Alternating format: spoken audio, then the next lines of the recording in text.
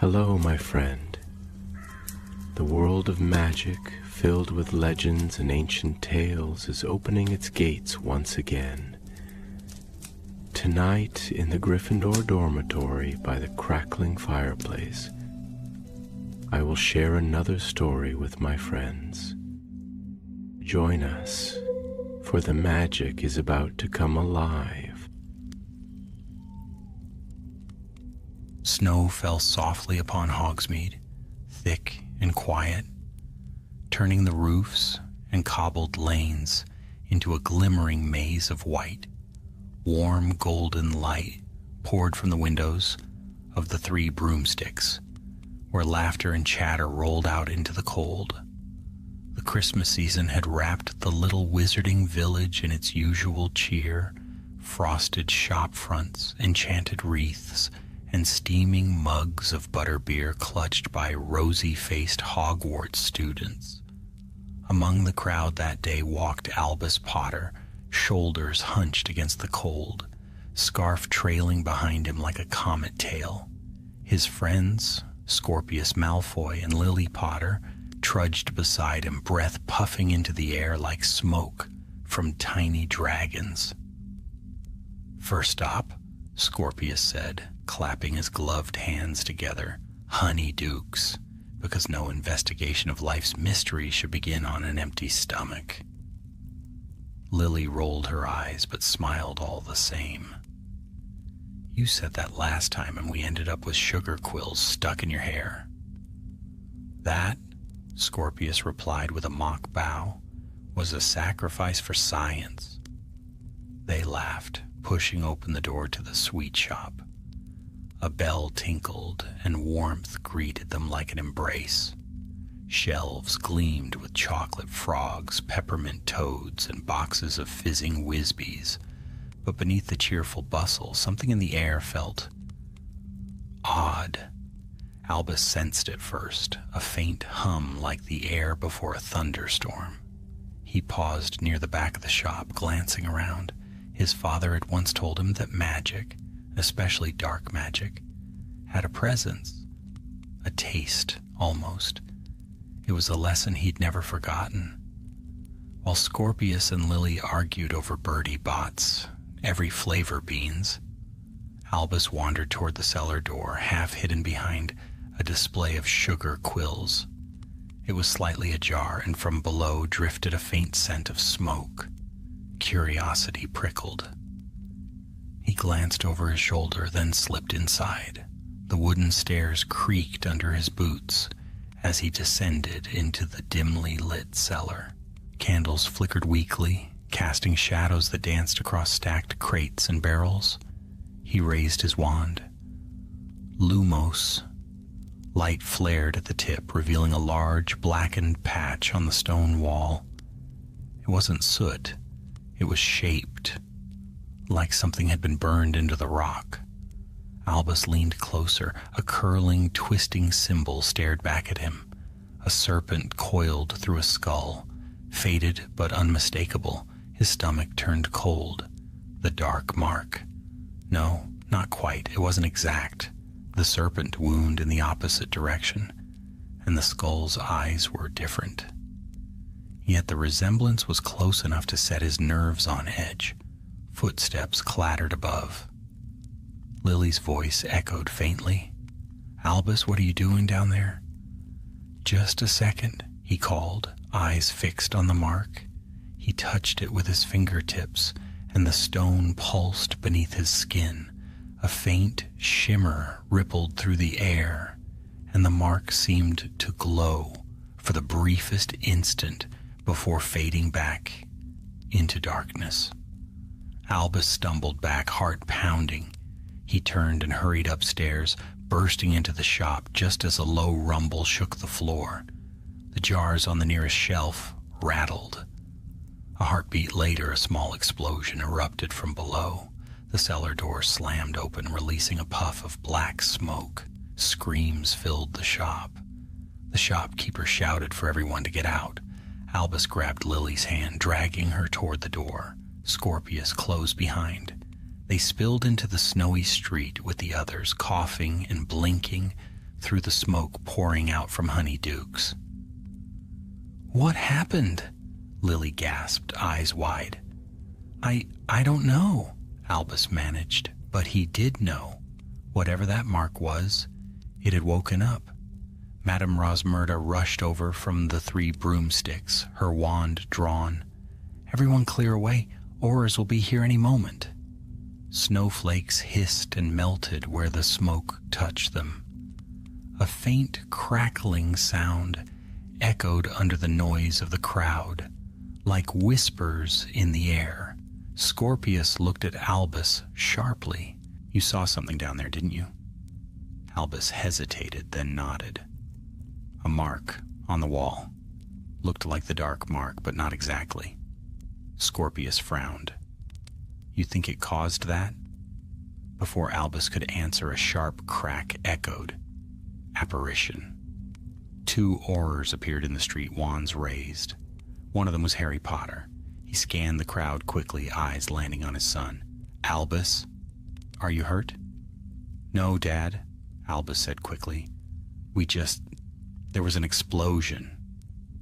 Harry exchanged a grim look with the other Auror, then turned toward the smoking doorway. "Stay back, all of you." As he disappeared into the shop, Albus felt Lily's hand slip into his. She looked frightened, but her voice was steady. "You think this means something, don't you?" Albus nodded slowly. "Yeah, and I don't think it's over." High above the village, the sky darkened. Snow fell faster, muffling sound and movement, but the faint shimmer of magic still lingered in the air, like a breath held too long. And beneath Honeydukes, in the broken cellar where the mark had been burned, something stirred, a whisper, ancient and angry, waiting for the next touch to wake it fully. The following morning, Hogsmeade wore a fragile calm, as though the snowfall itself were trying to conceal what had happened. The villagers spoke in hushed voices, sweeping soot from doorsteps and repairing cracked windows. By noon, the scent of smoke still clung faintly to the air, mingled with the sweetness of melted sugar. At the far end of the village, in a corner booth of the 3 broomsticks, Albus, Scorpius, and Lily huddled together. Their butterbeers steamed between them untouched. "Dad says it was a magical backlash," Albus murmured, staring into the frothy drink. "An old charm reacting to new enchantments. But that mark, it wasn't just a charm. It pulsed." Lily leaned in, eyes bright with worry. "Do you think someone put it there recently?" "Maybe," Albus said. "Or maybe it's been there for years. But something set it off." Scorpius tapped his wand against the table, thinking. "Honeydukes' cellar connects to the old delivery tunnels under Hogsmeade. My grandfather once told me smugglers used them before the war. What if someone's been using them again?" Albus looked up sharply. "You mean someone's hiding down there?" "Or hiding something," Scorpius said, lowering his voice. "If that mark wasn't the dark mark, maybe it's a variation. A copy." Lily frowned. "But why copy something like that?" "Everyone knows what it means." "Maybe someone wants to bring it back," Scorpius replied softly. A chill passed between them that had nothing to do with the weather. That evening, while the village lights flickered on and the Aurors finished their inspection of Honeydukes, the trio slipped out from the inn. Albus carried a lantern charmed to dim at his whisper. Scorpius had borrowed a map of the village tunnels from the library, and Lily, her cloak drawn tight, carried a small pouch of protective charms. They found the entrance behind Zonko's joke shop, half buried in snow, a round iron grate leading downward. Albus tapped it with his wand. Alohomora. The lock clicked open with a faint metallic sigh. The tunnel below smelled of damp stone and age. They descended carefully, boots echoing against the steps. The The lantern's light revealed old barrels, cobwebs, and broken boxes, stamped with faded words. Honeyduke's Supplies. Scorpius traced his finger along a wall. This passage connects to the cellar. We'll reach it soon. They walked on, the air growing colder. Strange markings appeared along the tunnel walls, symbols carved roughly into the stone, some new, some worn by time. Lily whispered, "What are those?" Albus crouched to look closer. "Not runes, I know, but they look painful." The carvings were sharp-edged, as if scratched by a trembling hand. Then came the faintest sound, a breath perhaps, or the soft scuff of a shoe. All three froze. "Who's there?" Albus called, raising his wand. The echo of his voice died slowly in the tunnel's throat. Silence answered. Scorpius tilted the lantern ahead, revealing a bend in the passage. They moved forward, careful and quiet, and found themselves before a wooden door. It was new, far newer than anything else in the tunnel. Lily stepped forward, whispering, "Should we open it?" Albus nodded. Carefully. The door creaked open to reveal a small chamber lit by greenish light. Shelves lined the walls, filled with jars of shimmering liquid and rolls of parchment. But what drew their eyes was the center of the room. A circle of black ash burned into the stone floor, and in its midst lay a single wand, snapped in two. Lily shivered. Someone performed dark magic here. Scorpius crouched beside the ashes. "Look at this pattern. It's the same symbol you described from Honeyduke's, only clearer."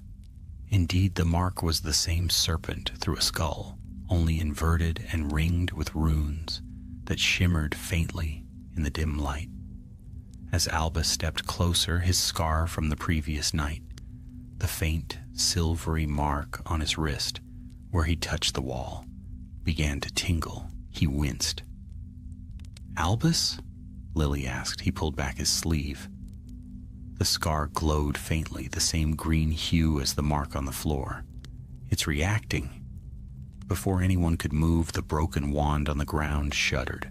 A whisper filled the chamber, a voice that wasn't quite human, hollow and echoing.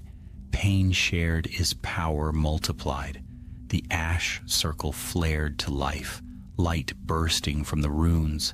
The air crackled with dark energy. Scorpius seized Lily's arm, pulling her back as Albus raised his wand instinctively. "Finite," he shouted, but the magic only surged stronger. The green light twisted upward into the shape of a skull and serpent, then collapsed in on itself with a sound like rushing wind. When it faded, the wand was gone, and carved into the floor, fresh and deep, were words none of them could mistake. "The curse of scars awakens." The light from their lantern flickered violently, then steadied. Silence returned, broken only by their quick breathing. Lily's face had gone pale. What was that voice? Albus swallowed hard.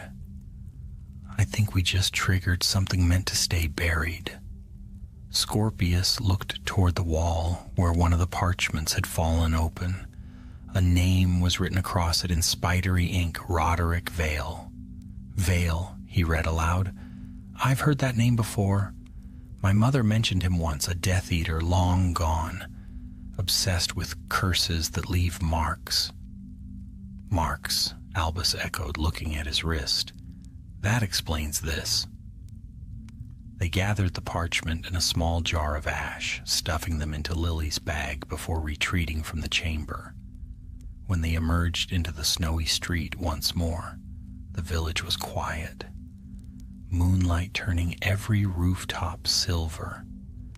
But as they walked back toward the three broomsticks, they didn't notice the faint glow still seeping from beneath the grate they'd left open, or the shadow that slipped after them, silent and patient, waiting for them to return. For beneath the calm of Hogsmeade, something had awakened, and it bore the memory of every scar the war had ever left behind.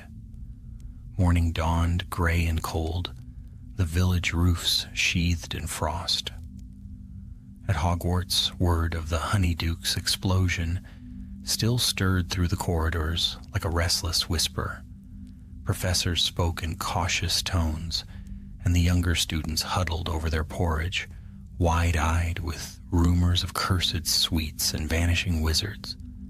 Albus, Scorpius, and Lily sat together at the far end of the Gryffindor table, their breakfast untouched. Albus's wrist burned faintly beneath his sleeve, though he dared not touch it. The faint silver scar had deepened overnight, its edges glowing softly under certain light, as if reacting to something unseen. Scorpius leaned in, voice low. "I told you. We should have gone straight to your father. This Vale fellow, if he really was a Death Eater, then—" Albus cut him off. "Then the Ministry already knows his name. They'll lock everything away and tell us to stay out of it. But whatever's happening is starting again here. We're the ones who found it." Lily looked between them, her expression caught between worry and determination. "Then we need to know what Roderick Vale was doing, and what that mark means." She reached into her bag and drew out the parchment they'd stolen. The ink shimmered faintly, still alive with residual magic. The handwriting was jagged, as though written by a trembling hand. Pain is a vessel. To bear it is to hold power. To transfer it is to command the bond between scar and soul. Lily frowned. "It sounds like someone trying to create a spell to move pain from one person to another." Scorpius shuddered. "Dark magic, through and through." Before Albus could answer, the hall doors opened. Professor McGonagall entered, her expression grave. The chatter fell away. She strode straight to the teacher's table, spoke briefly with Professor Longbottom, then turned toward the students. "There has been an incident in Hogsmeade," she announced. "Last night, a villager was found unconscious near the post office, with burn marks of unknown magical origin. The Ministry is investigating. Until further notice, students are forbidden from visiting Hogsmeade." A ripple of uneasy murmurs swept the hall. Lily glanced at her brother, her voice barely a whisper. "It's spreading." That night, while most students slept, Albus lay awake, staring at the frost on the dormitory window. He could still hear that voice from the tunnel. Pain shared, his power multiplied. The words clung to his thoughts like ivy. At last he rose quietly, dressed, and slipped out of the room. The castle was silent but for the wind outside and the occasional groan of stone. He descended the stairs and found Scorpius waiting in the common room, already cloaked. "I knew you'd go," Scorpius said simply. They met Lily near the entrance hall. Together the trio crept out beneath the cloak of night and made their way toward the secret passage hidden behind the one-eyed witch statue. "Descendium," Albus whispered. The hump slid open, revealing the tunnel leading once more toward Hogsmeade. The air grew colder as they walked, their footsteps echoing softly. At the tunnel's end, they emerged near the shuttered windows of Honeyduke's. Moonlight bathed the village in silver. Snow drifted across the ground, untouched, but the peace was deceptive. In the distance, faint light flickered near the post office, where the attack had occurred. As they approached, they saw scorch marks blackening the snow. The scent of smoke still lingered. A few aurors had already come and gone, their protective wards faintly glowing around the site. Albus bent down and brushed the snow away. Beneath the surface lay another mark, the same serpent and skull symbol, small but perfectly carved into the frozen ground. Lily's breath caught. "Someone's been recreating it, or feeding it," Scorpius murmured. Albus straightened. Whatever this curse is, it's alive. It needs pain scars, something to grow stronger. Then from the alley beside them came a sound, a soft, ragged breath. They spun around, wands drawn.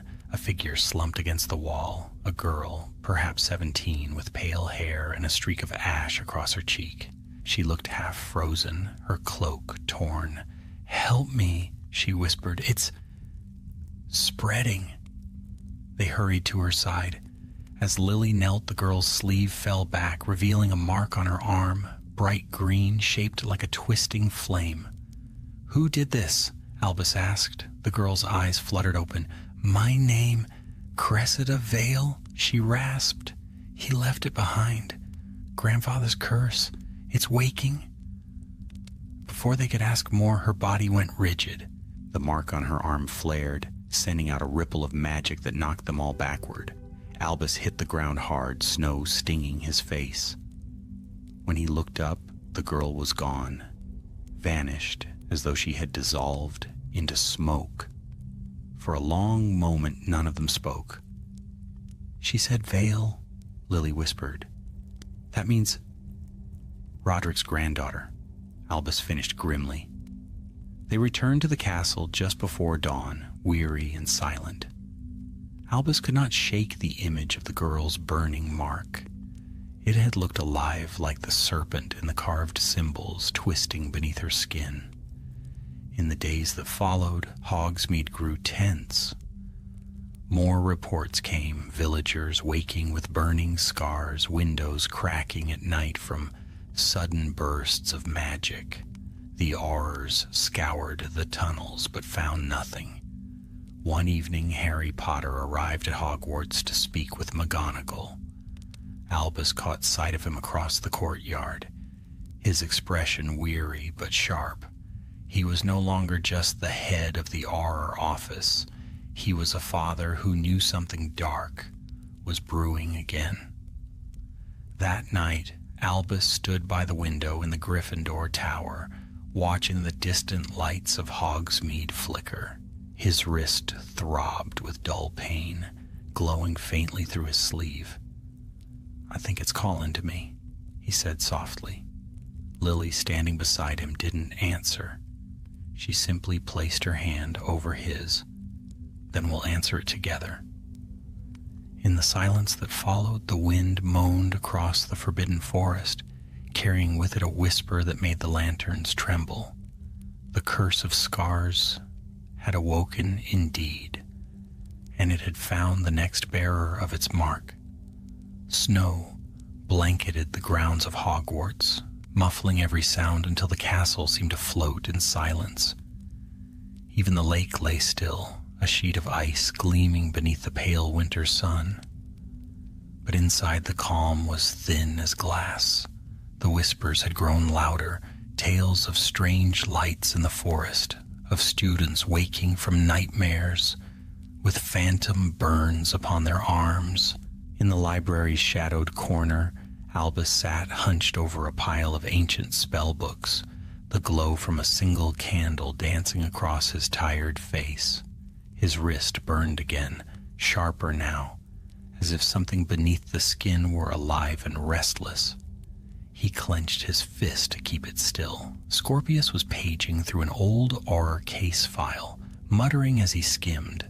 Here, Roderick Vale, former Death Eater, presumed dead after the Battle of Hogwarts, specialized in experimental cursecraft, his final research confiscated by the Ministry, location unknown. Lily leaned closer. "Unknown? You mean it's missing?" "Or someone took it," Scorpius replied grimly. "And judging by what we saw, I'd say his granddaughter found it first." Albus looked up, his green eyes glinting in the candlelight. "Cressida Vale," she said. The curse was spreading. "That means it's unfinished, still hungry." He unrolled a worn scrap of parchment they had taken from the tunnel. Scrawled across it was a series of incantations, fragmented and incomplete. One line stood out, the ink darker. pressed hard as if written in pain. The scar remembers what the soul forgets. Lily whispered the words under her breath, a chill running through her. It's more than a curse. It's a transfer of memory, of pain itself. They worked in silence for hours, piecing together fragments, reading, cross-referencing old defense texts. The more they uncovered, the clearer it became. Roderick Vale had tried to forge a spell that could store suffering, draw it from the wounded and seal it into magical scars to be released later as raw power. But such magic required a living conduit, someone whose body could bear the pain of many, someone marked by the spell. When the truth struck Albus, he nearly dropped the parchment. His wrist was burning now, the faint glow crawling up his arm like fire through ivy. Lily saw it too. "It's feeding from you," she said, her voice trembling. "That's what's happening." Before Albus could answer, the candlelight wavered, guttered, and died.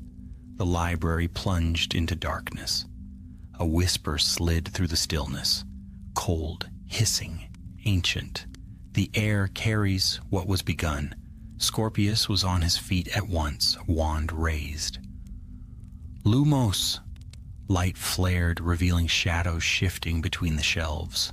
The books trembled, their pages fluttering as if caught in a wind that wasn't there. From the gloom stepped a figure, hooded, spectral, the faint outline of a face burned into smoke. Albus stepped forward, wand in hand. "Who are you?" The apparition tilted its head, eyes like embers. The scar calls the bearer to finish what was denied. The pain seeks its master. Lily clutched her wand tightly. "You're Vale's spirit, aren't you?" "I am what remains when a curse consumes its maker," the voice murmured. "I am the echo of the wound." Scorpius fired a stunning spell, but it passed through the shade like mist. The figure drifted closer, the air around it growing colder, the scent of ash and old blood thick in their throats. The blood of the potters ended my flesh. Now their line will carry my pain. Albus's scar blazed white hot. He fell to his knees with a cry, the mark searing his skin. The shade's voice grew louder, vibrating through the shelves. "Find the relic, complete the circle, or the curse will burn through every soul that bears a scar of the war." And with that, it vanished, leaving behind a silence so deep it hurt. Lily rushed to Albus's side, helping him up. "Are you all right?" He nodded weakly, though sweat beaded his forehead. "It showed me something. Flashes, a vault, a black chest, Hogsmeade again." Scorpius frowned. "Then that's where we'll go. If Vale's spirit wants this relic, we find it first." They spent the next day preparing. While classes carried on above, they moved like ghosts through the corridors, gathering maps, brewing protective drafts, and copying spells for wards and counter curses. Albus's strength waned each hour, the mark draining him slowly. He could feel it now, not just as pain, but as presence, like a heartbeat that wasn't his own. When night fell, they slipped out once more, cloaked beneath invisibility charms. The moon was high, its light turning the snow-covered rooftops of Hogsmeade into silver mirrors. The streets were empty, save for the soft creak of shutters and the faint hum of magical wards left by the aurors. They followed the vision's trail to the far edge of the village, where an abandoned cottage leaned beneath a twisted oak. The windows were boarded, the doors sealed by ministry sigils long faded. "This must be it," Scorpius whispered. "Vale's old hideout." Albus raised his wand. "Finite incantatum." The wards shimmered and broke like thin ice. They stepped inside. Dust and silence greeted them.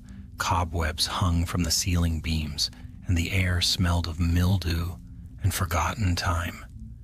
corner stood a heavy iron chest, its surface carved with serpents and runes. Albus approached slowly, his wrist pulsed brighter with each step. Lily placed a hand on his shoulder. "Are you sure?" He nodded. "It wants me to open it, and maybe that's exactly what we need to do." He pressed his palm to the chest. The runes flared green, and the lid opened with a groan that echoed through the cottage. Inside lay a collection of objects, charred fragments of parchment, a cracked crystal vial, and a wand made of blackthorn wood. The moment Albus touched the wand, the air shuddered. Shadows spiraled from the corners of the room, twisting upward into the form of a woman, pale, sharp-eyed, her expression fierce and haunted. Cressida Vale. Her voice was a whisper and a command at once. "You shouldn't have come here." The wind roared through the open door, scattering snow across the floor. Her eyes burned with the same green fire as Albus's mark. "You don't understand," she said, stepping closer. "The curse can't be broken. It can only be transferred." Albus stared at her. "Then let me take it." Cressida's expression faltered, grief flashing across her face. "That's what he said too. My grandfather. And it destroyed him." Outside, thunder rumbled over the mountains. The snow began to fall harder, driven by the rising storm. Inside the cottage, the air thickened with magic. The scar on Albus's wrist flared once more, brighter than ever, and for an instant the serpent and skull symbol burned through the air between them, alive with terrible light. Lily shouted, "Albus, stop!" But the curse was already binding. 2 scars, 2 souls, drawn into one circle of fate. The storm broke overhead, lightning splitting the sky. And as the wind howled through Hogsmeade, the shadow of Roderick Vale laughed once more, carried on the storm, echoing through every empty street. The storm raged through the night, tearing across the highlands like a living thing. Lightning flashed over the roofs of Hogsmeade, illuminating the snow that fell in furious waves until the village itself seemed to shudder under the weight of it. Deep inside the abandoned cottage, amid the flickering green glow of cursed magic, Albus Potter stood locked in a circle of light with Cressida Vale. The air between them hissed and cracked as though alive. The blackthorn wand trembled in her grip, its tip glowing with a venomous green fire. The mark on Albus's wrist had spread up his arm in jagged veins of light, winding toward his heart. "Let it go, Albus." Lily's voice cut through the roar of the wind. She and Scorpius stood just beyond the circle, wands raised but unable to step closer. The magic radiating from the two was scorching, wild. "I can stop it," Albus shouted through clenched teeth. "If I draw it out, if I take the rest of it, she'll be free." Cressida's eyes widened, silver tears carving paths through the soot on her cheeks. "You don't understand. It doesn't end with me. The curse feeds on intent. It punishes mercy as much as cruelty." The air exploded between them. The light burst outward, hurling Lily and Scorpius against the wall. The sound was deafening, a great, shattering crack, like the earth splitting open. For a moment, everything went white. When the light faded, Albus was on his knees, gasping, his skin glistening with sweat. The mark was gone from his wrist. Cressida stood before him, breathing hard, her hand pressed against her chest, where the green light had once burned. It was gone from her too. Scorpius helped Lily to her feet, both of them staring in disbelief. "Did it work?" he whispered. Cressida looked down at Albus, her expression unreadable. "You've taken it. All of it."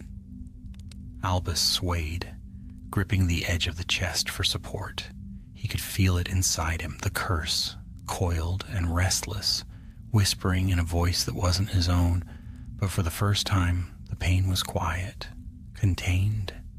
Outside, the storm began to ease. The thunder faded to a distant growl, and snow fell softly once more. Cressida knelt beside him. "You did what my grandfather never could. You held it." Her voice was heavy with wonder and grief. "But you've made yourself its keeper now. It will sleep for a while, but it will not forget you." Before he could answer, a sharp sound cut through the quiet, a crack of apparition. Wands flared in the dim light. 2 Aurors appeared at the door, snow swirling around their cloaks. At their head stood Harry Potter, wand drawn, eyes sharp with alarm. His gaze fell on the circle, on his son, on Cressida Vale. "Albus! Dad, wait!" Harry was already moving, casting protective wards that flared blue around them. "Step away from her." Cressida rose slowly, her face pale but calm. "You're too late, Auror Potter. The curse has already found a new bearer." Harry's wand trembled slightly in his hand. "What did you do to him?" She shook her head. "I freed him from me and doomed him in the process." Before anyone could stop her, she raised her hands. The air rippled, and in a swirl of ash and light, she was gone. For a moment, the only sound was Albus's labored breathing. Then he looked up at his father, his face pale but determined. "It's all right. I stopped it." Harry knelt beside him, pressing a hand to his shoulder. "You shouldn't have gone alone." His voice was gentle, but beneath it ran something deeper, fear, and a terrible knowing. "We didn't have a choice," Lily said quietly. "People were getting hurt. Someone had to end it." Harry looked at her, then at Scorpius, then back to his son. His eyes softened, though the lines of worry did not fade. "Come, we'll get you back to Hogwarts. The healers can help." But as he guided Albus toward the door, the boy faltered. For just a heartbeat, the mark flickered back to life beneath his skin. Silver now, not green.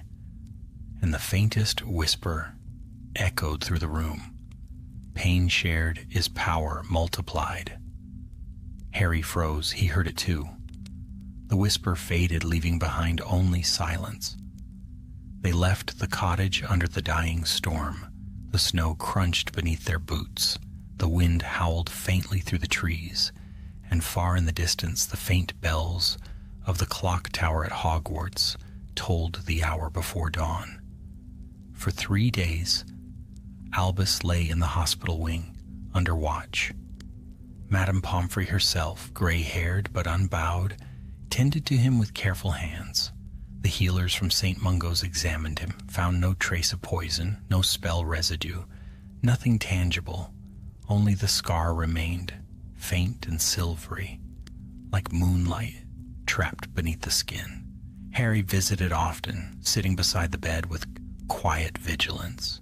He said little, but his eyes betrayed the weight of memory, the same look he'd worn years ago when facing curses that left invisible wounds. When Albus finally woke, he found his father at the window, watching snow drift across the grounds. "Is it gone?" the boy asked, his voice rough. Harry turned. "For now.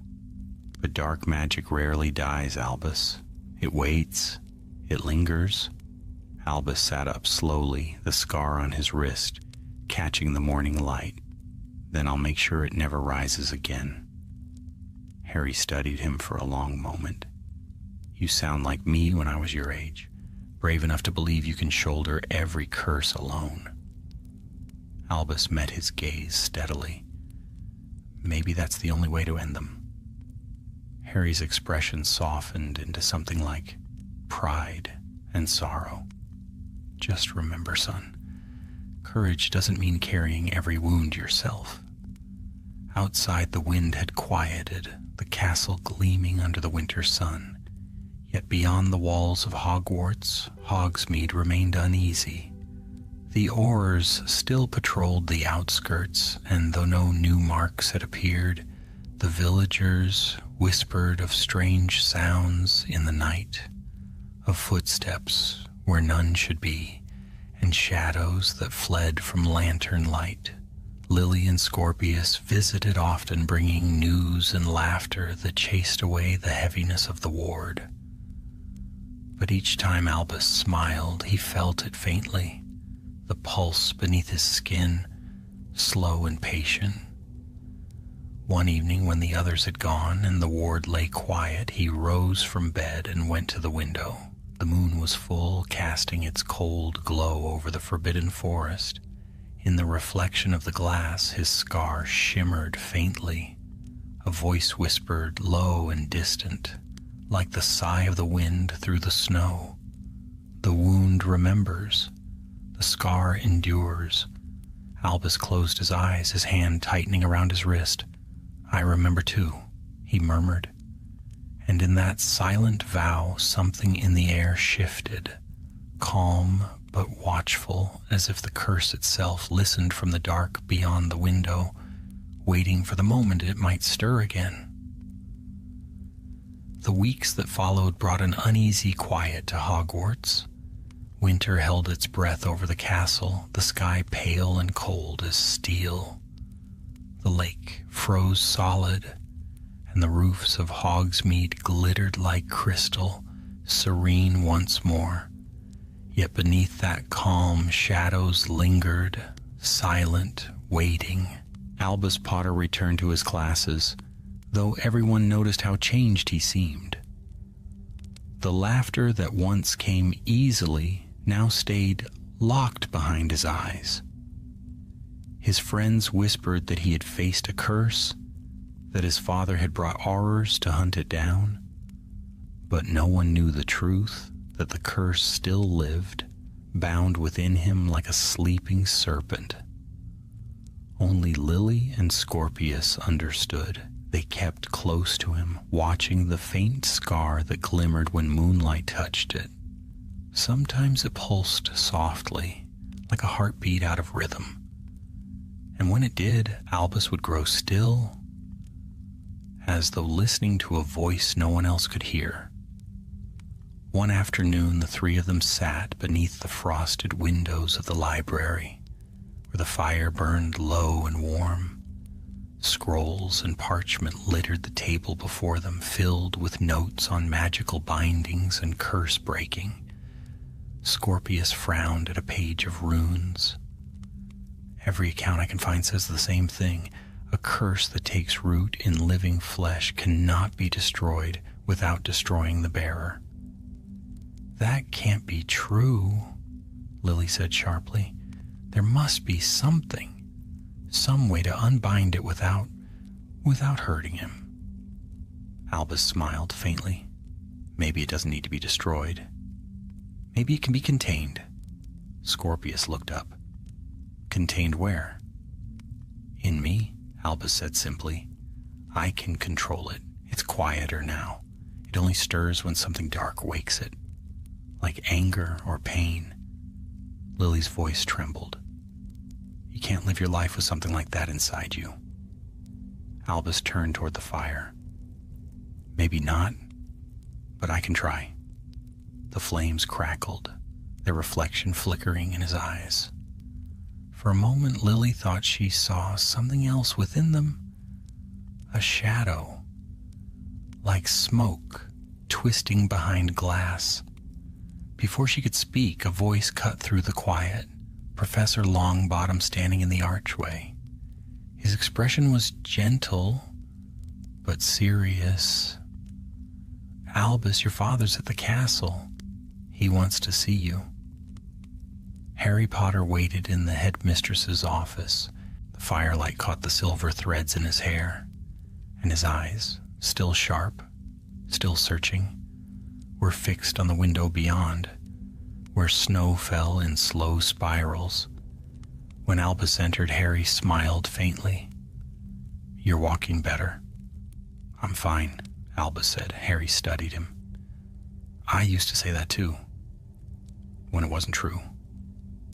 They sat across from each other, the fire murmuring between them.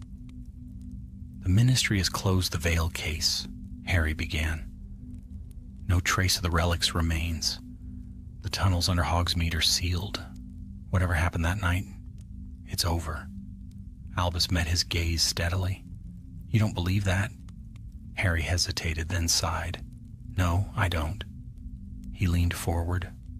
"I've been having dreams. Not mine. Memories. Old ones. From the war. I wake with the feeling that something is watching, that the past isn't done with us yet." Albus felt the chill run down his spine. He could hear, faintly, the echo of that same whisper in his mind. Pain shared is power multiplied. "Dad," he said softly, "what if this curse doesn't just live in me? What if it's reaching backward, through blood, through memory, like it's been waiting all along?" Harry's jaw tightened. "Then we'll find a way to end it, once and for all."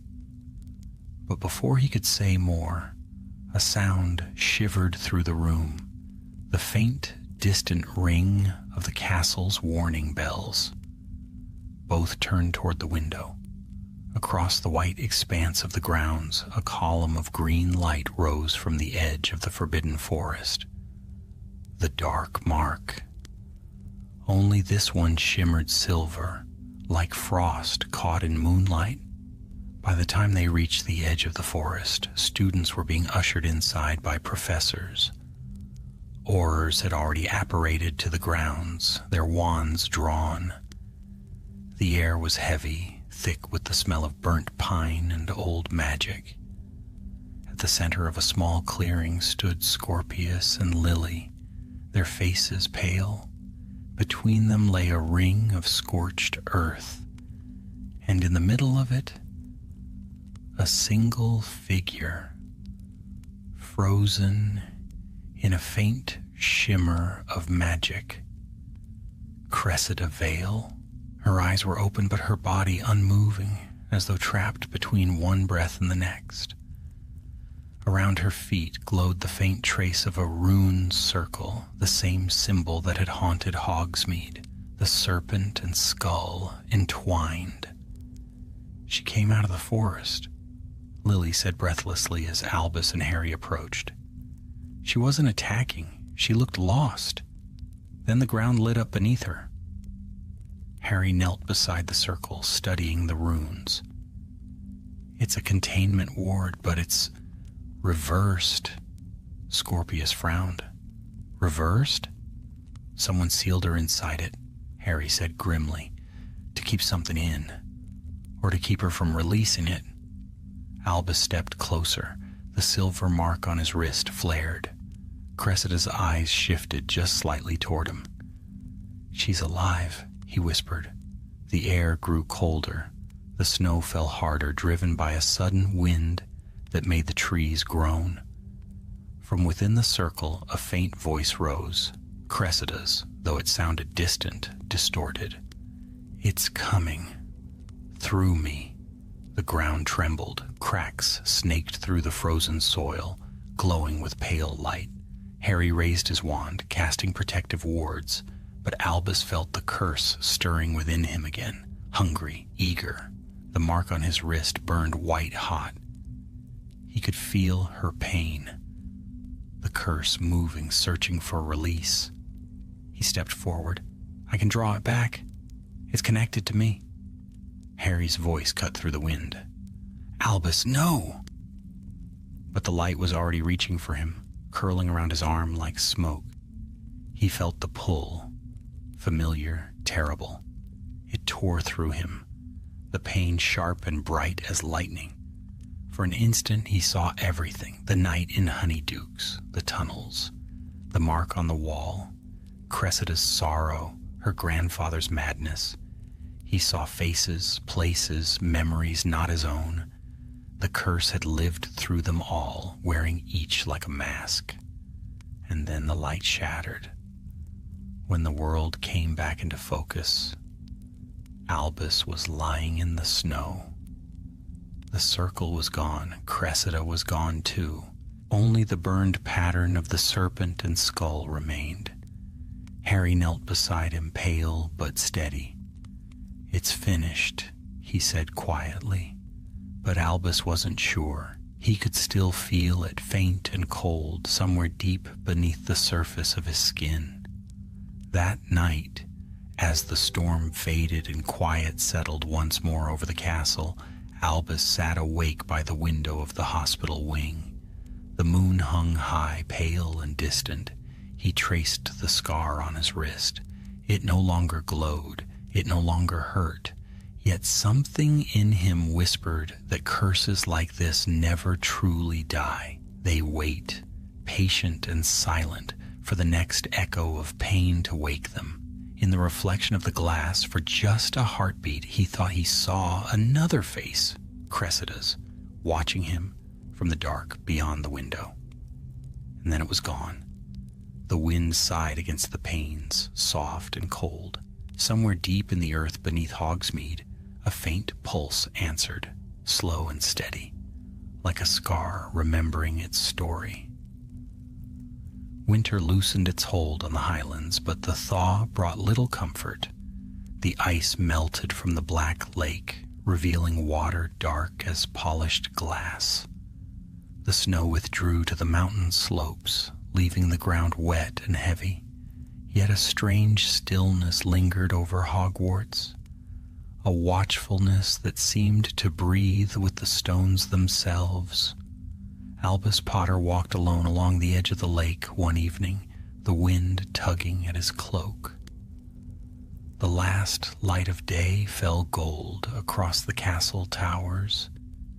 His scar had not burned since the night of the forest, but he could not shake the feeling that something waited beneath the quiet surface of things.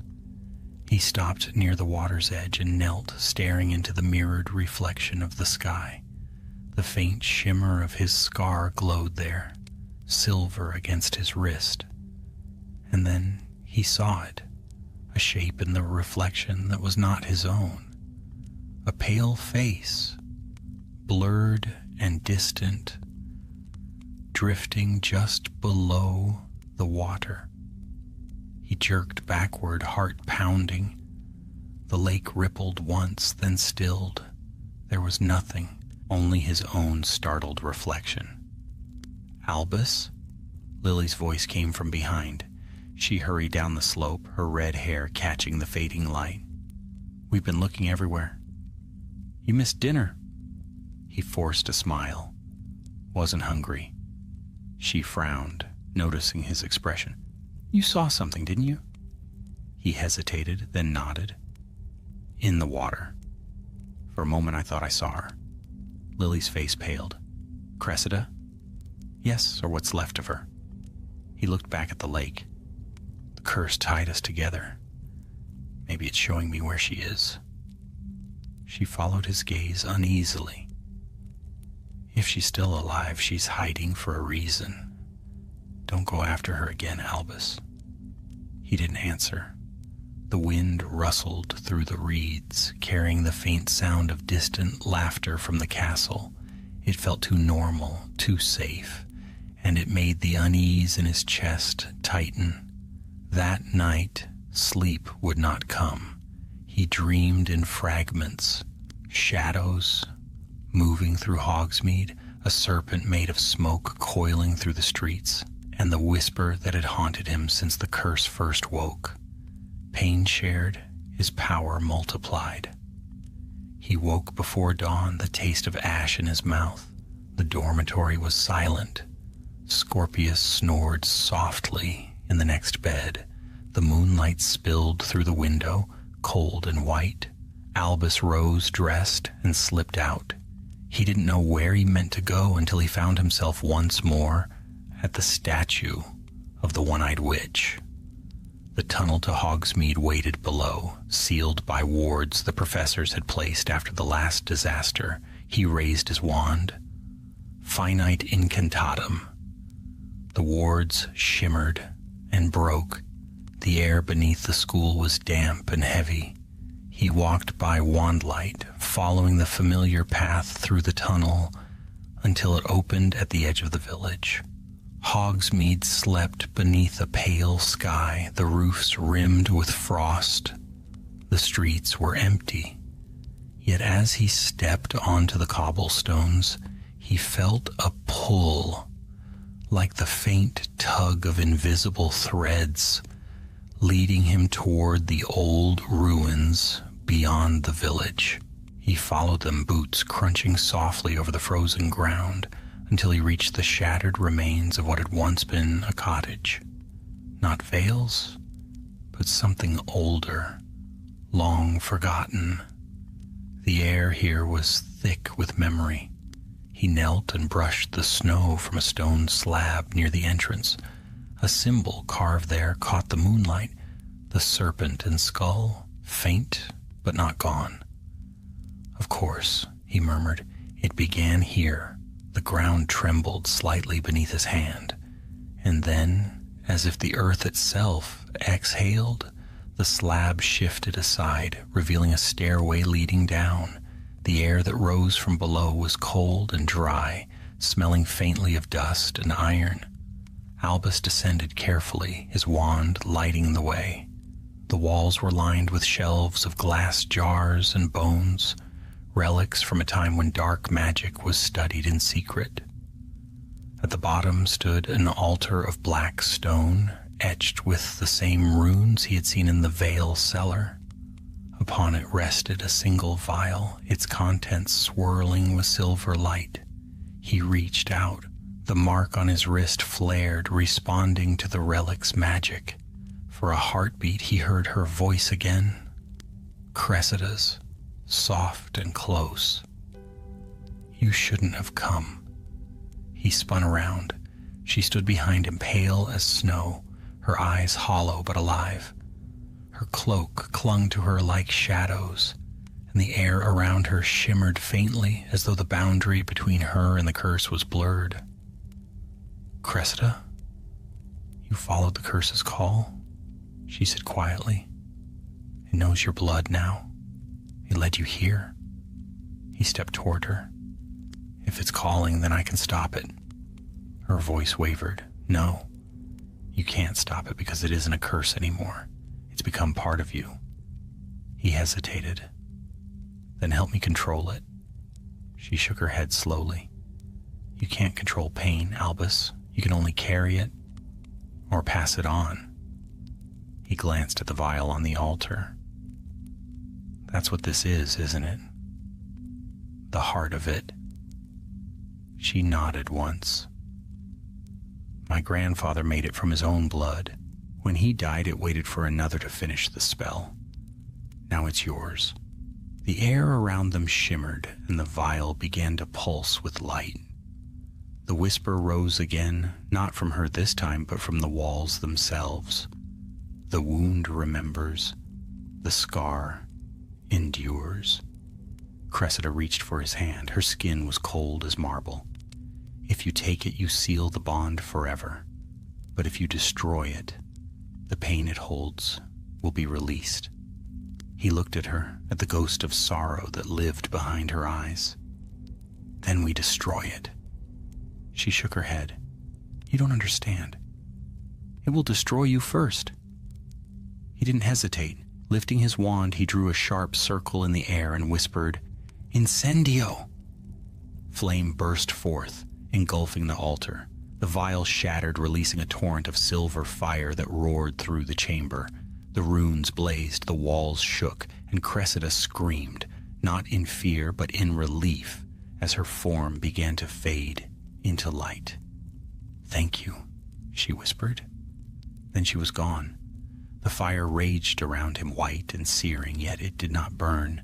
Instead, it filled him, through his veins, through his bones, until the mark on his wrist blazed brighter than ever. He fell to his knees, gasping as the magic rushed through him, terrible and pure. And then, silence. When he woke, the ruins above were gray with dawn. The altar was nothing but ash. His wrist was bare. the scar had vanished. He stood slowly, every muscle aching. The air smelled clean, sharp, and new. For the first time in months, he felt nothing stirring inside him. No whisper, no shadow, no pain. As he turned toward the rising sun, he thought he heard a voice in the wind, gentle this time, almost human. The scar is gone. The memory remains. He closed his eyes and let the light touch his face. The snow began to fall again, soft and slow, erasing the last trace of the serpent and skull from the ruined stones. And though he could not know it then, the story of Hogsmeade's scars had finally reached its quiet end, or perhaps its long sleep. Spring crept gently across the highlands, brushing the mountains with pale green and melting the last of the snow. The air smelled of rain and earth. Buds opened along the paths of Hogwarts, and the whomping willow stretched its limbs after the long sleep of winter. Yet peace, though it seemed to have returned, was not entirely whole, for while the curse of the veils had been burned away, its shadow still lingered faintly in memory. In the stories whispered by the students of that terrible winter, in the way some corners of Hogsmeade still felt colder than they should. And for Albus Potter, though his scar had vanished, the echo of it remained like a faint ache, a reminder of what he had carried. He stood one morning on the bridge overlooking the Black Lake. The sun was rising, scattering gold over the water. The wind caught at his cloak, and the reflection of the castle shone bright and still below him. Lily approached quietly, holding 2 mugs of steaming tea. "You're out early again," she said softly, handing him one. "Dreams?" He nodded, taking the cup. "I see her sometimes, not the curse. Her. Cressida. Standing where the snow used to fall. She doesn't speak, but she smiles. It doesn't feel like a haunting. More like a memory." Lily looked at him thoughtfully. "Maybe she's free now. Maybe she's thanking you." He smiled faintly, though there was sadness in it. "Maybe. But something tells me the magic she and her grandfather began was older than either of them realized. I keep wondering where it came from before them, what it wanted."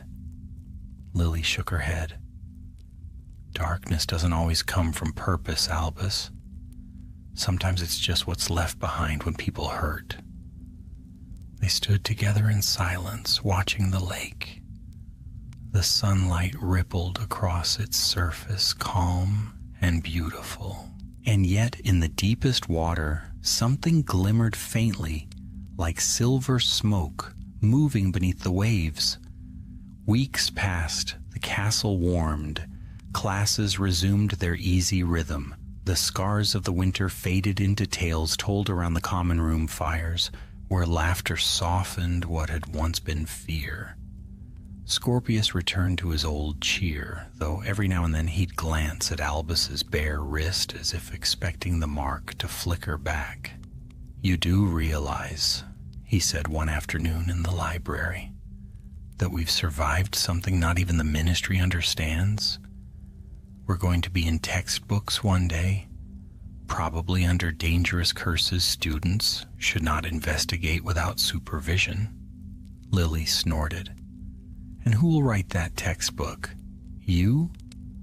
"Obviously," Scorpius replied, smirking. "I'll dedicate it to Albus's heroic stubbornness and my own superior intellect." Their laughter echoed softly between the tall shelves. For the first time in months, it didn't sound hollow. Still, Albus's thoughts often drifted back to that night in the ruins, the fire, the voice, the moment the curse had left him. It had felt less like victory and more like release, as though something ancient had simply moved on, seeking another place to rest. That sense of watchful quiet never fully left him. It was near the end of term when something curious happened. During breakfast in the Great Hall, an owl swooped down between the banners and dropped a sealed envelope before Albus. The parchment was old, the seal pressed with an unfamiliar crest. A serpent coiled through a ring of fire. Scorpius leaned forward, intrigued. "You don't think—" "Don't say it," Albus muttered, breaking the seal. Inside was a single sheet of parchment, blank except for a few faint words that shimmered as he read them aloud. "Every wound leaves a trace. Seek the hollow vault beneath the mountains of Glenmore. There lies the first scar." His breath caught. The writing faded the moment he finished reading, leaving the page empty. Lily frowned. "Someone's playing a cruel joke?" "Maybe," Scorpius said, though his voice was uncertain. "Or maybe the curse had a beginning long before Roderick Vale, the first scar. It sounds like something ancient." Albus folded the parchment slowly. "Or someone wants me to believe that." He tucked it into his pocket, but all through that day, the words echoed in his mind. The hollow vault. The first scar. He didn't tell his father. He couldn't. Not yet. Harry had already endured too many shadows that refused to stay buried. That night he found himself drawn once more to the edge of the lake. The water glowed faintly beneath the moonlight, smooth as glass. The forest whispered beyond it, and the stars burned like cold fire. He took the letter from his cloak and held it over the water. "If this is some remnant of the curse," he murmured, "then you've chosen the wrong person." The wind rose suddenly, snatching the parchment from his hand. It fluttered out over the lake, touched the surface, and dissolved into a shimmer of silver light. For an instant, the entire lake rippled, glowing faintly in answer as though something deep below had heard. Albus's heart thudded. The glow faded, the night returning to stillness. Yet he could not shake the sense that something ancient had shifted beneath the calm, stirring for the first time in centuries. He turned back toward the castle, the moonlight trailing behind him. His reflection rippled briefly across the water. Only now there were two figures, his own and behind it. A faint outline of another, not Cressida nor Vale, but something darker and older, watching with eyes like molten silver. The following morning fog rolled over the grounds, thick and heavy. The castle towers disappeared in the mist. Students hurried through the courtyards, laughter echoing faintly, distant and small. Albus stood at the window of the common room, staring into the fog. His hand went unconsciously to his wrist. Though the scar was gone, for a moment he felt it again, a pulse, soft and rhythmic, like the heartbeat of something vast and sleeping far below. Lily joined him, her expression quiet. "Still thinking about that letter?" He nodded. "I burned it, but it's still with me." "Then it was meant for you," she said simply. He looked out at the mist-shrouded lake. "Do you believe in curses that never die?" Lily's gaze followed his. "I believe in scars that remember." Neither spoke again. The fog pressed close against the glass, soft and white. From somewhere beyond it came the faint sound of water stirring, as though the lake had turned in its sleep. And though Albus could not see it, deep beneath that still surface, a glimmer of silver light began to drift slowly upward, coiling like smoke, waiting for the sun to set. Whatever he had unleashed was not gone. It was only biding its time, and far away beneath the mountains of Glenmore, something ancient stirred. A vault sealed long before the birth of Hogwarts itself, where the true origin of the scar waited to be found. The fog lingered for days, curling over the lake and crawling between the castle walls like a living thing. It dulled the light, muffled the bells, and left the corridors dim even at noon. To most students, it was merely weather.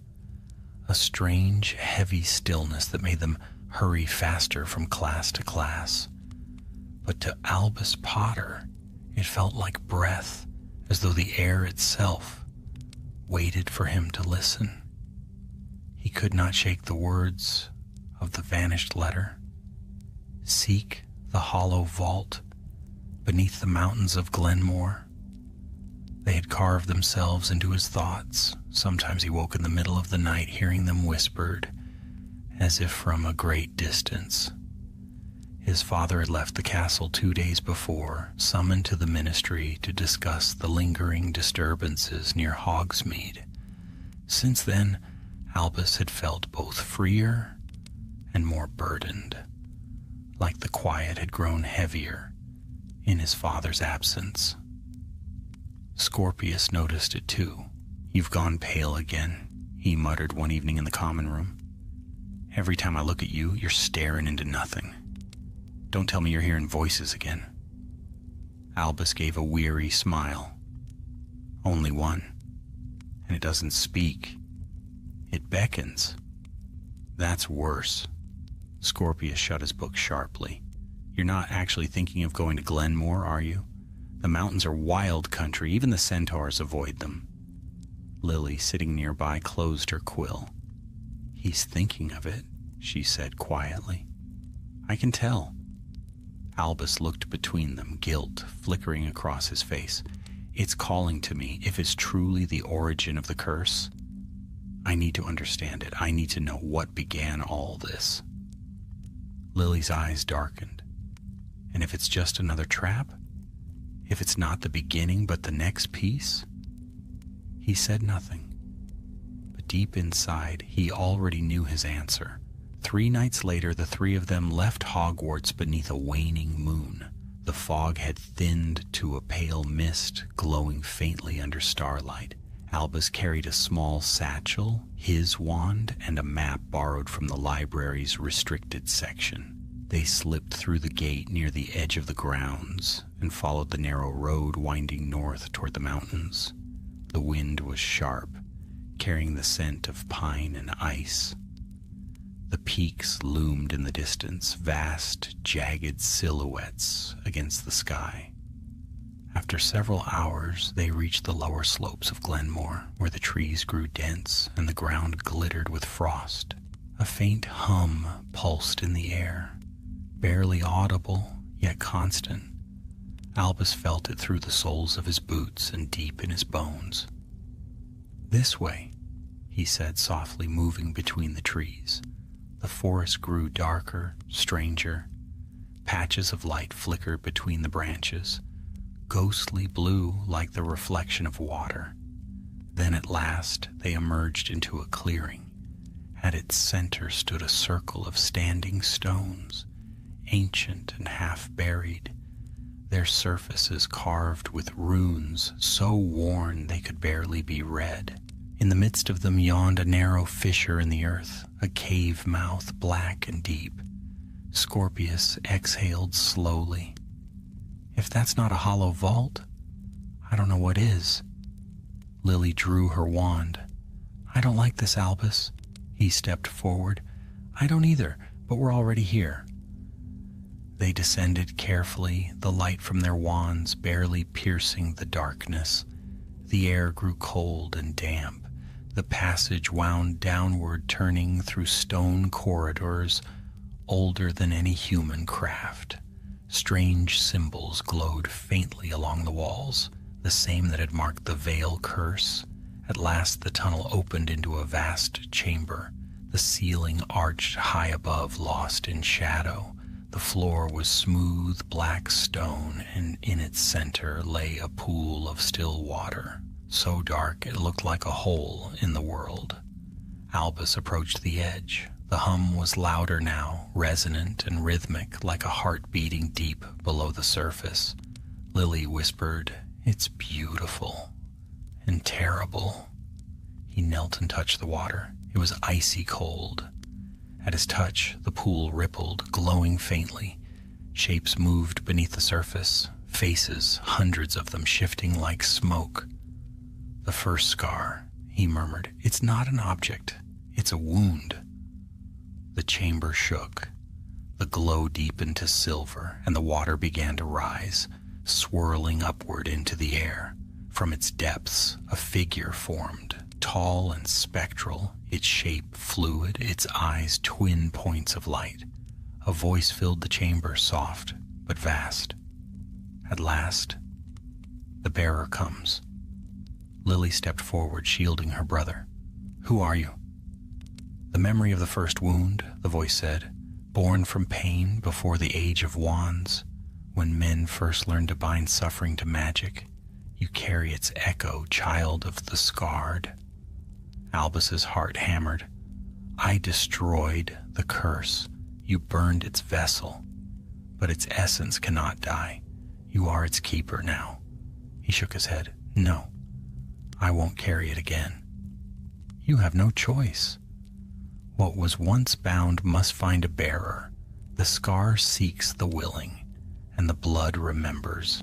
The air shuddered, the spectral figure stretched its arms, and the chamber filled with a roar like wind and thunder. The pool erupted, streams of light snaking toward Albus. Lily and Scorpius shouted spells, shields flaring, but the light pierced through them like mist. Albus felt the surge of magic seize him, flooding his veins with fire and cold. He staggered, the world tilting, and for an instant saw not the vault, but an endless plain of silver light. Millions of voices whispering in pain, all connected by threads of glowing scars. He saw the truth. The curse was no creation of one wizard. It was the echo of every wound ever given, every act of cruelty burned into the world's memory. Roderick Vale had only awakened a fragment of it. "End it," a voice whispered, not the spirits, but Cressida's, faint and pleading. "Do what we could not." Albus drew his wand, every nerve screaming. "Then I'll end you all."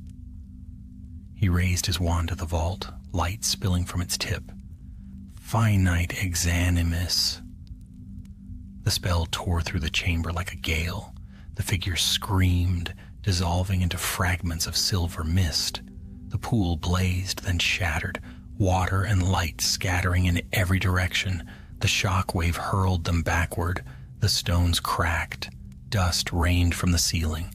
When the roar ceased, there was silence. The pool was gone. Only a shallow hollow remained, dark and still. Scorpius groaned, sitting up. "Tell me we just ended the world." Lily crawled to her brother's side. "Albus?" He opened his eyes. His hand was unmarked, his pulse steady, yet beneath his skin he felt something vast and silent, no longer a curse, but memory itself. He looked toward the hollow where the pool had been. "It's not gone," I said softly. "It's everywhere now, spread thin as breath. No one will ever bear it again, but no one will ever forget it either."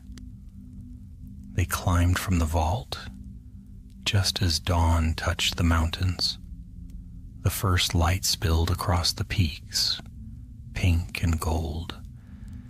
The wind smelled clean. For the first time, Albus felt peace, not the absence of pain, but its understanding. He turned to his sister and his friend, a tired smile breaking across his face. "Let's go home." And as they descended through the whispering forest, the sun rose higher, washing the last trace of shadow from the mountains of Glenmore. Far behind them, deep in the hollow vault, a single silver ripple moved across the empty stone, faint, enduring, like the echo of a scar that would never again wound, but would always remember. The journey back to Hogwarts took 2 long days, and though the spring sun shone upon the road, the silence that followed them felt immense. The mountains of Glenmore faded behind into blue haze, yet the memory of what they had seen, the spectral vault, the ancient wound beneath the earth, remained heavy in their hearts. When at last the towers of the castle rose from the horizon, the sight filled them with a strange mixture of relief and melancholy. Hogwarts had always seemed a fortress of safety, a place beyond the reach of the world's darker things. Now Albus knew even its stones carried whispers of the same pain that slept beneath the mountains. Every scar, every war, every cry in the dark, none were ever truly gone. They lived on, faint as breath, shaping the world that grew above them. The three crossed the bridge at dusk. The air was cool, alive with the scent of damp earth and blooming lilac. Students' laughter floated faintly from the courtyards, small and human and full of life. It felt almost unreal after all they had endured. Professor McGonagall met them at the steps, her eyes sharp but tired. "Your father has been searching for you, Albus," she said. "He returned this morning. The ministry feared the worst." "I'm sorry, Professor," Albus said quietly. "We had to finish it." She studied him for a long moment as if weighing something unseen, then only nodded. "Whatever you have done, I hope it was worth the risk. Go to your father. He's waiting in the headmistress's office." The door to the office creaked softly as Albus entered. Harry stood near the window, his hands clasped behind his back, the light of the setting sun falling across his face. For a long moment neither spoke. "You found it, didn't you?" Harry said at last. "Yes," Albus answered, "the first scar, the wound that began it all." Harry turned, his gaze searching. "And what did you do?" "I freed it," Albus said, "or tried to. It isn't bound anymore. It's part of everything now. Memory instead of curse." Harry regarded him in silence. The shadows stretched between them, filled with the weight of years neither could name. Finally he said, "When I was your age, I thought victory meant ending something. But it never does. The best we can do is change what it becomes." Albus smiled faintly. "Then I suppose I've learned from the best?" His father's face softened, pride and worry warring quietly in his eyes. "You've done something none of us could, Albus. You've given meaning to what was only pain. That's more than any spell could ever do." The room was quiet for a long while. Outside, the castle bells began to toll, echoing across the grounds. That night the great hall glowed with candle light, the long tables bright with food and laughter. The end-of-term feast was livelier than any in memory. Spring had lifted the last gloom of winter. Even so, Albus found himself looking often to the enchanted ceiling above where stars shimmered in perfect stillness. Somewhere out there the mountains waited, ancient and silent. Scorpius leaned over his plate. "You realize," he said, "that we've seen enough to make at least 3 ministry departments panic. Maybe 4. Lily laughed, her eyes bright again. "Let's not remind them. For once I'd like to get through a term without explosions." "Speak for yourself," Scorpius replied. "I'm rather fond of explosions." Their laughter carried easily through the hall, yet Albus's thoughts drifted elsewhere, to the way the silver light had filled the vault, to Cressida's final whisper, to the moment the curse had become memory. It had not felt like triumph, but acceptance, a wound closing, not vanishing. When the feast ended and the students drifted away, he lingered in the empty hall. The candles floated lower, their flames small and steady. He touched his wrist where no mark remained and whispered into the stillness, "You're free now. For a moment he thought he heard a soft reply, a voice like wind through glass. Then it was gone. The days turned golden with early summer. Exams ended, trunks were packed, and soon the scarlet steam of the Hogwarts Express curled through the morning air. As the whistle blew, Albus leaned from the window of the carriage, the castle gleaming behind him in the sun. Lily waved from the platform, her hair catching the light. Scorpius sprawled in the seat beside him, already planning his next misadventure. Next year, Scorpius said, we avoid cursed vaults, spectral ancestors, and magical wounds that try to devour the world. Agreed. Albus smiled. Agreed. The train began to move, wheels clattering over the rails. The countryside unfolded in waves of green and gold. For a while they sat in companionable silence, the rhythm of the journey steady and soothing. Then Albus took something from his pocket, a small smooth stone, pale as moonlight. He had found it lying in the ruins of the vault when dawn broke. At first he thought it meaningless, just debris.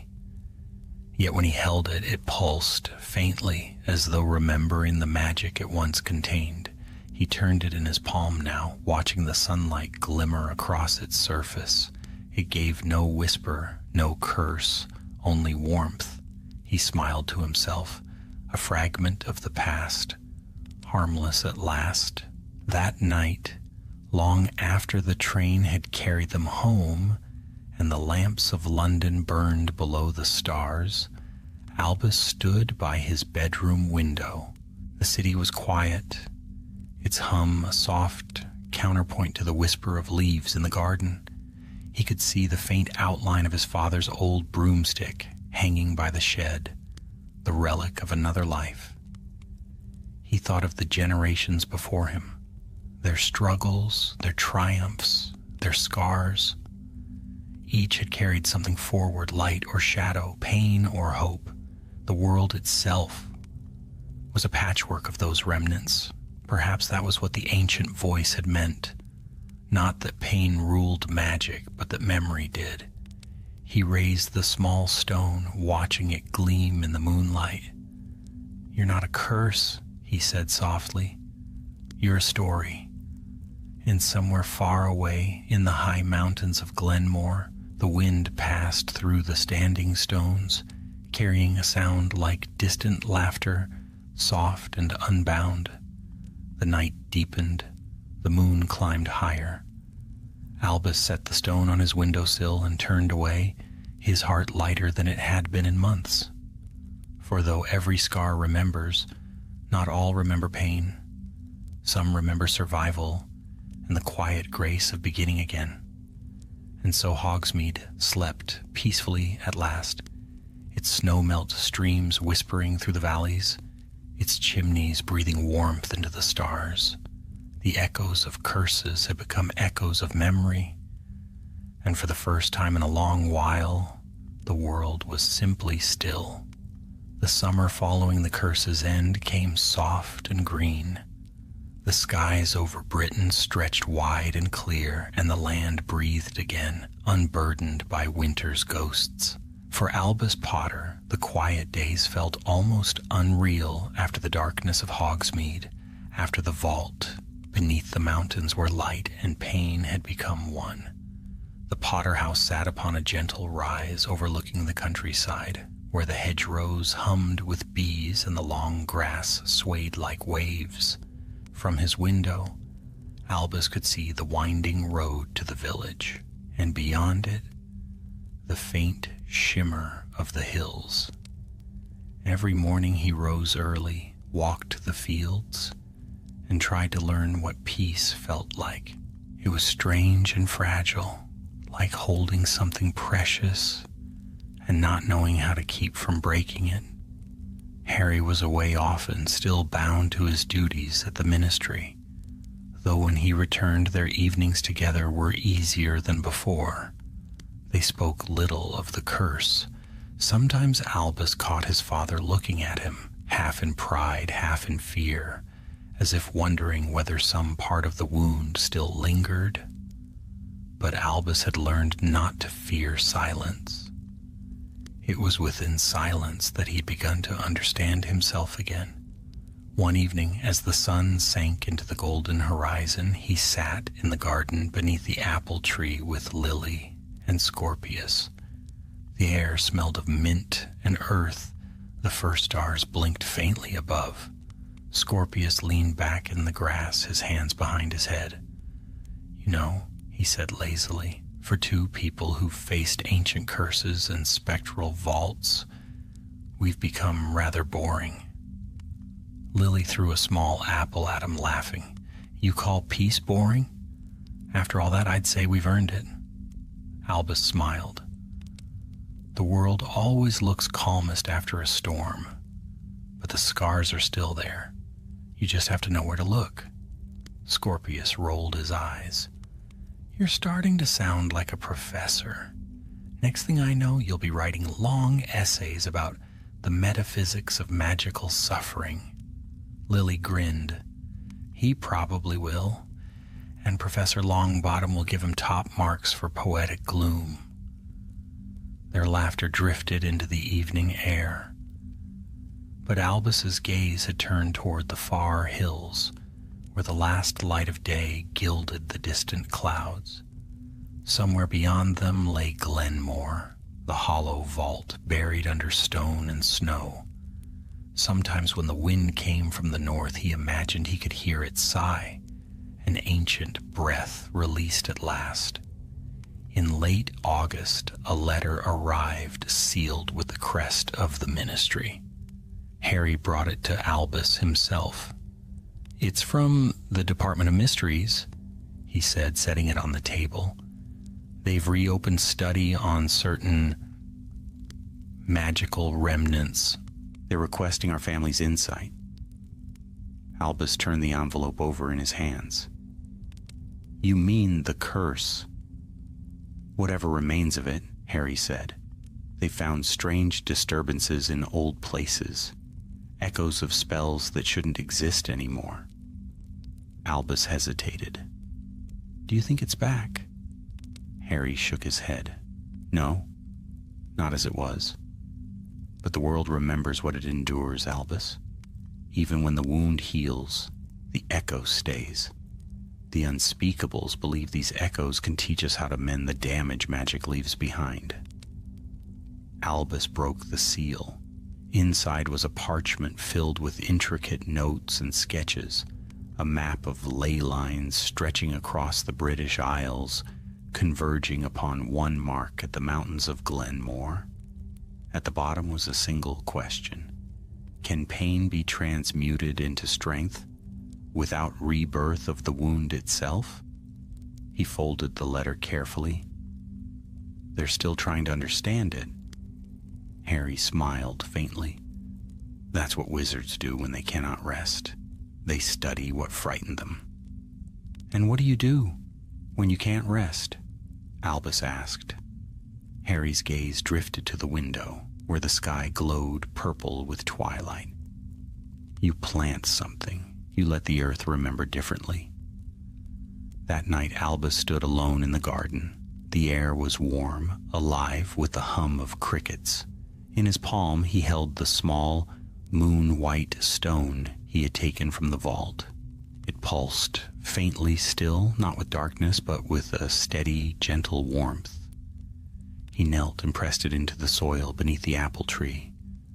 The earth accepted it with a sigh of wind through the leaves. "Let the pain become something new," he whispered. Above, the stars deepened and the tree shivered as if in answer. For a heartbeat, light flickered among its branches, silver, soft, and gone. He stayed there until the night thickened and the first chill touched the air. The stone was gone, buried deep, and he felt lighter, as though some part of him had finally been set down. The days shortened and September returned. The castle called its students home once more, the scarlet train waiting upon the platform. Albus stood with Lily and Scorpius amid the laughter and smoke, the crowd alive with farewells and the promise of another year. Harry clapped a hand on his shoulder. "You've seen things most grown wizards couldn't bear," he said softly. "But remember this, the world isn't only made of what wounds it, it's made of what we choose to protect after." Albus met his father's eyes. "I'll remember." When the whistle blew and the train began to move, he leaned from the window, watching his father fade into the distance until the station was only a blur of color. The rails shone like twin threads of silver stretching into the unknown. Scorpius nudged him. "So what do you think this year will bring? No cursed relics, I hope?" Albus laughed quietly. "If the world stays quiet, I won't complain." He looked out over the passing fields, golden beneath the morning sun. The hills rolled gently away, and somewhere beyond them, in the heart of Glenmore, the wind stirred through the stones. It carried no voice now, no pain, only a whisper of life continuing. That evening, as the train climbed through the valleys, Albus took out his journal. The pages were blank, save for one line he had written weeks ago. "The scar is gone, but the story remains." He dipped his quill and added a new line beneath it. "And stories, when remembered kindly, become healing." The train thundered on toward the north, the sky blazing with the colors of sunset. The castle would soon appear, rising from the mist like something half-born of dream and memory. Albus closed the book and leaned back, the rhythm of the wheels steady beneath him. For the first time in his life, he felt the past not as a burden, but as a bridge, a path through shadow toward light. He did not see as the train curved along the mountainside, the faint glimmer that passed through the clouds above Glenmore, a pulse of silver light, brief and gentle, fading into the stars. But if he had, he would have smiled, because some echoes are not curses nor warnings, they are blessings, reminders that even the deepest scar can in time become part of the world's quiet song. And so ended the tale of Hogsmeade, of scars and spells, of pain and remembrance. Yet in every whisper of wind through the trees, in every shimmer of moonlight upon the lake, the story endured, transformed, forgiven,